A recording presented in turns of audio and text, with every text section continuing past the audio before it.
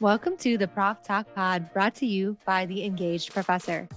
Every 2 weeks, join us as we talk about tips and tricks to help you connect with your students, engage with industry, and stay up to date on all the teaching trends. We'll give you actionable strategies that will help improve your teaching today. Thank you for being here. Let's get started.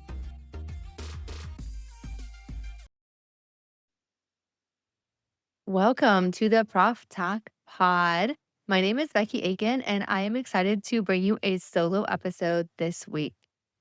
So, the beginning of this semester is always really exciting to meet new students, think about how those new students are approaching our classes, and get some of that general excitement going, especially as students are still kind of in the school mindset. They had a break over Christmas, but it wasn't long enough for them to kind of get out of sync with what's going on in their academic lives.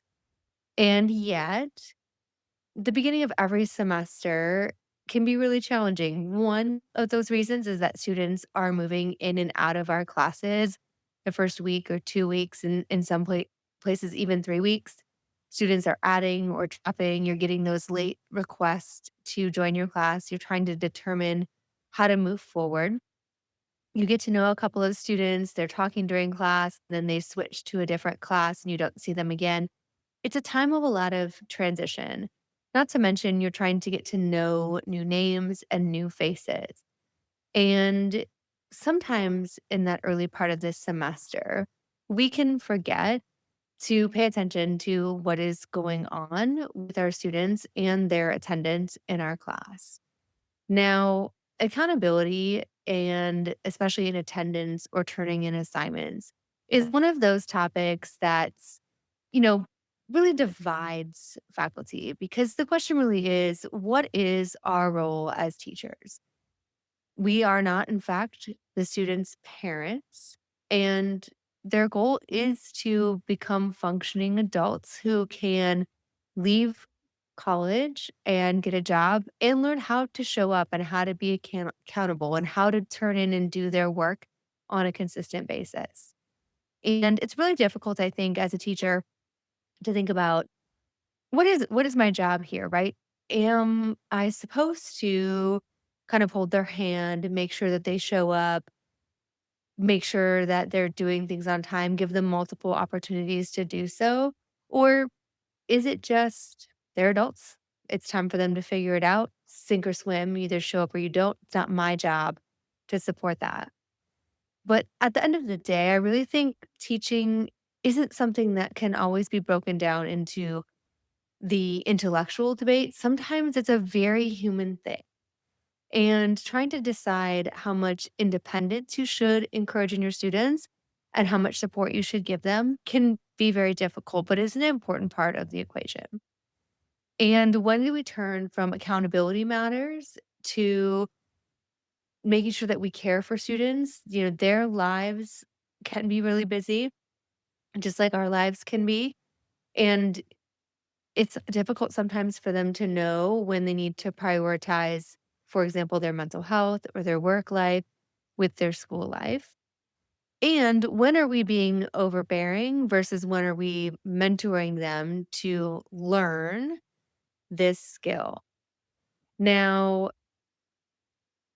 it's really easy for us as faculty members to lean into our own experiences, right? We most often, if you have gone out and earned a master's degree or a PhD and are teaching at the university of level, you were probably a fairly motivated student, maybe not 100% of the time, but a lot of the time you were internally motivated. You liked school, you liked to learn, you maybe chose a path that was something that was exciting to you. And so we often base our perspective on how our students should act based on who we were as a student. But not all of our students are the same as us. In fact, we have students with very different perspectives on why they are in college and different challenges than the ones that we had. Not to mention that for many of us teaching, there's an age gap between the 18, 19, 20, 21 year olds that are sitting in our classrooms today and the way that we grew up in the structures and preparation that we had for going to school and being an adult and being accountable and showing up. And so we tend to assume that they should be like us and discard the fact that they may, in fact, be learning in a different way. We sometimes assume being accountable and showing up is this trait that students should have, as opposed to it being a skill. And a skill doesn't just have to be learned, but it needs to be taught. And sometimes we think having attendance policies, making students accountable for showing up, and making them take their own agency and making sure it happens and tracking assignments and things being turned in. Sometimes we assume that they should be able to do that and don't take the time to think about how can we structure and scaffold that type of accountability. Now I'm teaching quite a few freshmen in comparison to what I have done in the past. And so this is certainly really relevant as I look at students who less than a year ago were still in high school, whose parents were probably making sure that they were awake and at school on time and kept a calendar with their activities and were checking in on their homework. And some of their parents might still be doing that. They might still be calling them up saying, "Hey, have you gotten up for class?" They might still be asking them to send them their grades, but many are probably not. And it's easy for us to say that they should have that figured out. And a whole other thing to understand and be willing to think about how this is new for them as well. This is not something that they practice in most cases doing, being away from home, not having their parents looking over their shoulder, even if they are calling and checking in on them. They don't actually know their physical location all the time. And part of our role is, and maybe, or is, to help develop that skill. And that's not just freshmen. We could still have sophomores or juniors or even seniors who are still figuring this out. And for many, it might be their first time managing their own living situation, interacting with other people in their living space, paying their bills, working part time, managing a schedule outside of their classes, including their activities.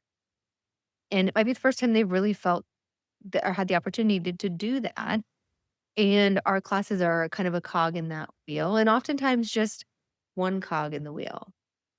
Now, over the years, I've seen different universities approach this in different ways. I've worked at places that 5 weeks in require you to submit early grades so that you kind of have an early detection system of students who maybe haven't been going to class or haven't turned in those first few assignments. I've also worked at places who leave it completely up to the faculty member to think about and consider what is the best way to manage the students in your classes and to run your classroom environment. And honestly, I've tried lots of different things and I've existed on different places in the spectrum to understand what is our role and where is our responsibility to check in and guide students and where does students' responsibility to show up and be there begin. So I think there are three ways to think about this and possibly approach it in your classes. The first one is the very hands off approach, right? Whatever will be, will be. They will either figure it out or they will not. When you look at the assignments turned in the first couple weeks and you see a student who's turned nothing in, they'll either figure it out or they'll fail. It's not really your problem. They will have to deal with the consequences of their actions. Now, for the faculty member, the pros of that is that it saves you time, right? Having to go in and individually see where each student stands in your class. It also has very clear boundaries of this is my role as the teacher is to structure the content, share the content, evaluate your assessment, provide feedback. Your role as a student is to figure out your own personal issues and get yourself to class and create a planner and get things turned in on time. It also can support teaching independence for students to have to figure out how to do that. Some of the negatives, though, is that students who could be very capable fall through the cracks just based on the fact that they're not there yet. They're not ready yet. They haven't had to make themselves get out of bed. They haven't had to set a timer to do their homework or use a planner to make sure things got turned in on time. It also that ever whatever will be, misses that opportunity to find a student who early on just got really, really overwhelmed and just needs a little check-in or a little push to get back engaged. And I think probably one of the biggest negatives is it makes teaching feel very cold, very, I am here to provide you content. You are there to consume it. You choose not to. Oh, well, there'll be another student next semester. It doesn't take into account the student experience or student needs on an individual level. Another option for you, and some of you may not have a choice. You may have some of these early signal systems already built into what you're required to do as a faculty member. And you might hate them, but there is a reason for that. And one of them being student retention is increasingly important in higher education. When we talk about things like less people going to college, instead of trying to drum up more business, so to say, you could instead really focus on keeping the students that you have enrolled and progressing through their degree program. And so a second approach might be leaning into some of those structural things, whether they are required at your university or whether they're things that you determine you should build out, plus some early signals that you take a look at. So, some early assignments, like in week 2 or 3, even if they're just some in class work or a reflection, something that requires students to do something right away so that you can check that they have even logged into the course or shown up for a day.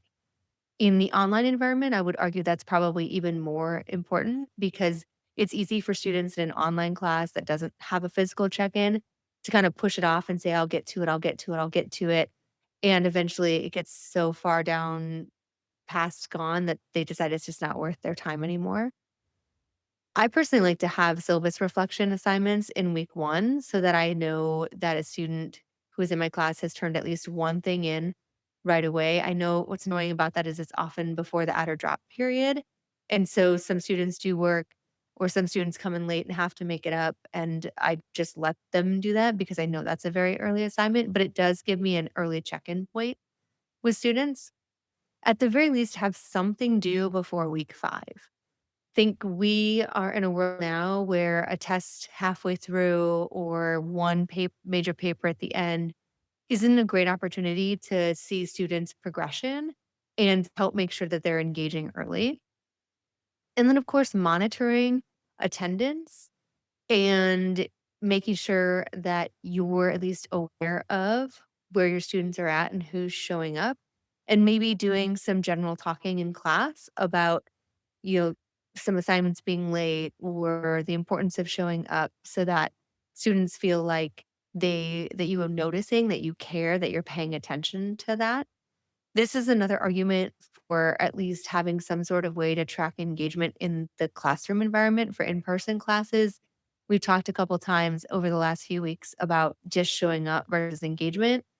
I'm kind of taking a dual approach this semester of tracking attendance in my larger classes but grading engagement.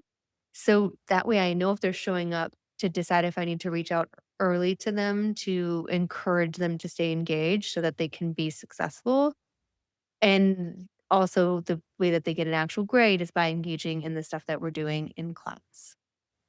Now, that is a little bit more time intensive, so that's one of the negatives is that you have to, 1, plan some assignments early that then you need to grade early right away so you can see where students are at and how they are engaging with your content. And 2, having some sort of system for tracking attendance, whether it's a clicker system or an exit ticket or even just a sign-in sheet where students can sign in. Kind of depends on the size of your class and how much you trust your students to not sign each other in, but some sort of structure for that. And then the next step is a little bit more personalized approach where those students who maybe 3 weeks in haven't been to class, haven't turned in the assignment, you send them a specific email directly to them saying, "Hey, June, I noticed you haven't been in class yet. And I'm worried that 3 weeks in, you'll be missing quite a lot of important content. It might be difficult to stay caught up or to stay engaged in the class. And so I'm just checking in. Is something going on? Is something wrong? How can I help you? Do you need resources?" Wording an email that focuses more on you wanting to help them versus you saying, "Ha, I got you. You're not in class. I've noticed. Now you're going to be in trouble and I'll never forget." It's more of a like, what resources do you need and how can I help you be successful? Because I want you to be successful in the course. It's more of a check in than it is something that makes them feel like they've been found. And the goal is to signal to them that you see them and that you care about their participation and them showing up, that you actually want them there and that they are a part of the classroom community. And if we circle back to our discussion about Generation Z students, especially, remember they want connection, they want relevance, they want to feel like they matter. And one way we do that is by showing them that we notice when they're not there. Now, I'm talking about that at the beginning of this semester. It's also important after this first few weeks when you look at those patterns and identify any students who need some sort of early intervention that we also pay attention to that as we get to the middle to mid late part of this semester, because that's when students start to have projects build up. Maybe they start to get a little tired. It's easy for them to kind of spiral down and have the opportunity to lose focus. And just showing them that you care sometimes can jolt them back to reality. Now, for me as a teacher, the important thing here is making it about the relationship. For me, it's important to have connections to my students. It's important that they know that I care if they are successful and I am trying my best to set up ways for them to be successful. You're not going to get a response from all of them. I had a couple students in the last couple semesters who, despite direct outreach, never responded. It You sent a care referral in or you reached out to the retention team internally in the university and they never responded to that. You can't help everyone, you can't catch everyone. The point is not that it is foolproof, but that trying can be beneficial and can help students who would have otherwise said, "Nobody notices anyway. Why do I even bother?" to reframe and come back to class and re engage with your class and your content. Now, those are different ways to approach it. The first, the kind of hands off, they'll figure it out. I can understand the tendency to want to go that route because, after all, we are trying to help young people grow into productive members of society. But remember that we can actually scaffold that kind of interaction. So, for me, while I take attendance the first couple weeks, it I try not to have it count against their grade in that first week while they kind of figure things out. And then check the second week for anybody who hasn't been to class yet and kind of reach out and let them know that I see you. I hope you will come to class. I've noticed you haven't been here yet. How can I help you? What can I do for you? Now, the importance here is rethinking this idea of them showing up on their own as something that they should just be able to do and understanding that it's a skill that we can support building into. Some ways that we can do that is being very explicit with our students about the value of showing up and why we're asking them to do so. If there are benefits to being in class, tell them what those benefits are. Tell them if you come to class, you will understand XYZ more clearly. We will do applications of the topics that we're talking to. We will work through problems together. You'll have opportunities to ask a lot of questions, and I can give you answers and help support your work in the course.